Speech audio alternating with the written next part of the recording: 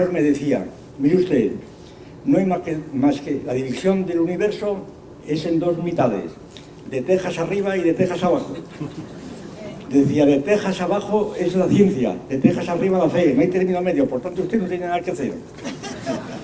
Y yo decía, bueno, vamos a ver, esa división tan pintoresca que usted hace, ¿quién la hace? ¿De tejas arriba o de tejas abajo? Decía, no me diga usted, no me diga, me está liando. Claro, y con eso funcionaba el buen hombre, ¿verdad? Pues claro, y la ciencia era el fundamentalismo, era el único que de verdad. Esto es ustedes recordarán, hace unos años se publicó y se hizo mucha propaganda del manifiesto del Escorial, que llamaron, firmado por una serie de científicos que viven actualmente, muchos de ellos son amigos míos, en donde proclamaban que la ciencia estaba en España muy desatendida, que necesitaba mucha más apoyo del gobierno y de los gobiernos, porque la ciencia era la salvación de la humanidad. Y la ciencia era todo lo que había, y fuera de la ciencia no había que decir nada más que literatura, como diría Ortega, ¿no? La ciencia es todo. La expresión más conocida es nada menos del premio Nobel Ochoa, que es asturiano, como saben. La expresión de Severo Ochoa, todo es química. Y la química explica absolutamente todo, ¿verdad? La química explica, pues todo, el universo, ¿verdad? Las galaxias, el código genético, qué sé yo, las instituciones, todo es química. Yo un día le pregunté a Ochoa, don Severo, todo es química, ¿verdad? Hombre, por supuesto, como diciendo, parece mentira que usted me pregunte esto. Y tenía ahí un libro al lado, y le digo, ¿y entonces este libro también es química? Digo, sí, por supuesto. Digo, ¿y cómo demuestra usted que el libro que todo es química en este libro? Digo, muy sencillo. Se incinera el libro, se quema, se hace análisis de las cenizas y encontraremos tantos gramos de carbono, tal. Y decía, oye, qué interesante, y él seguía hablando, ¿verdad? Y entonces le pregunté, y entonces estas dos palabras que están aquí unidas en el libro, ¿están unidas por enlaces iónicos o por enlaces covalentes? Y él me miró como diciendo, este tío es bobo, ¿verdad? Y yo le veía a él diciendo, este tío es imbécil, ¿verdad? Y así quedó la cosa. Pues este era el fundamentalismo científico.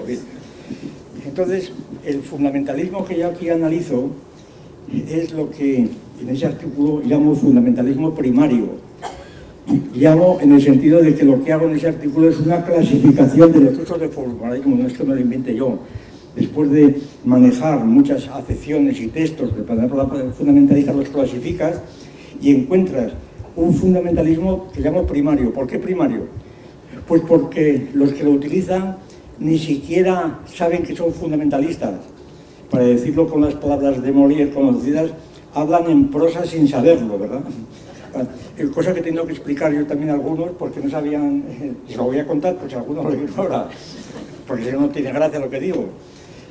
En el burgués gentilhombre es un hombre enriquecido que sin embargo pues es muy tosco, no tiene modales, no sabe hablar y se contrata a un maestro de gramática para que le enseñe a hablar y el maestro le dice en una lección que hay dos modos de hablar, en prosa y en verso.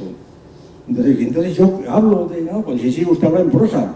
Se pone tan contento, le llama a la mujer y dice, mira que hablo en prosa, ¿verdad?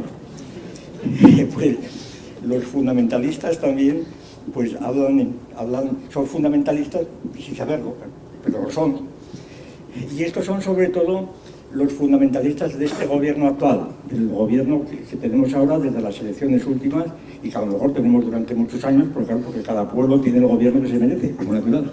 O sea, si de votar seguirá siendo bien. Y entonces este fundamentalismo pues se caracteriza por lo siguiente, precisamente por considerar que la democracia pues es la forma más elevada, más noble, más digna de ser hombre, sencillamente. El que no es demócrata pues es casi un semisalvaje, porque la historia ha ido progresando, claro, el progreso es la ley de la historia, ha llegado después del antiguo régimen, de las aristocracias, de las autarquías, de las dictaduras, ha llegado la democracia, con esto ya la universidad, la humanidad está ya salvada, vivimos en democracia y la democracia es el valor supremo. Y por eso la democracia pues se utiliza como adjetivo de encarecimiento de cualquier cosa. Por ejemplo, se dice, pues elegancia democrática, música democrática, que no sé qué querrán decir con eso, orquesta democrática, música democrática, y así sucesivamente, ¿no?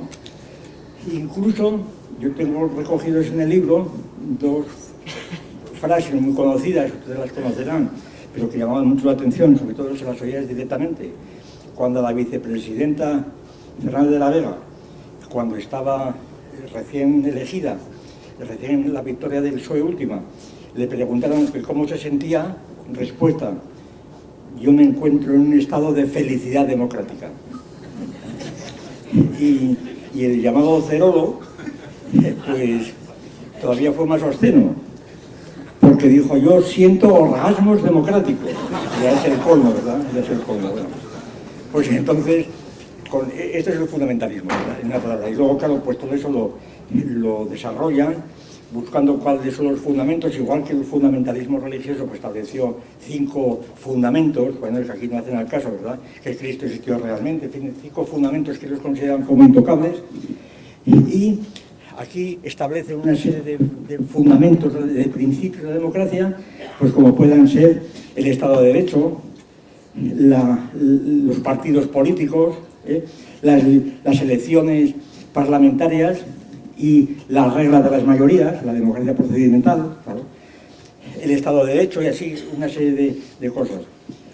Bueno, en este sentido, yo creo que la distinción más importante que yo utilizo en el libro es la distinción que afecta a todas las instituciones culturales, entendiendo por cultura en sentido antropológico. Es decir, cultura humana, no cultura animal. Porque todavía hace unos años, yo recuerdo precisamente de estudiante, año 45, que se tradujo la antropología filosófica de Cassirer. Pues todavía entonces se decía, como tesis fundamental, tesis que se aceptaba entonces como la última palabra de la sabiduría, ¿verdad?, que el hombre se caracterizaba por la cultura y que el hombre era un animal cultural. Esa era una tesis revolucionaria entonces. Y era la tesis que, por ejemplo, los profesores de filosofía más avanzados estaban encargados de enseñarlo a los alumnos. El hombre es animal cultural, todavía ahí sigue por ahí, ¿no?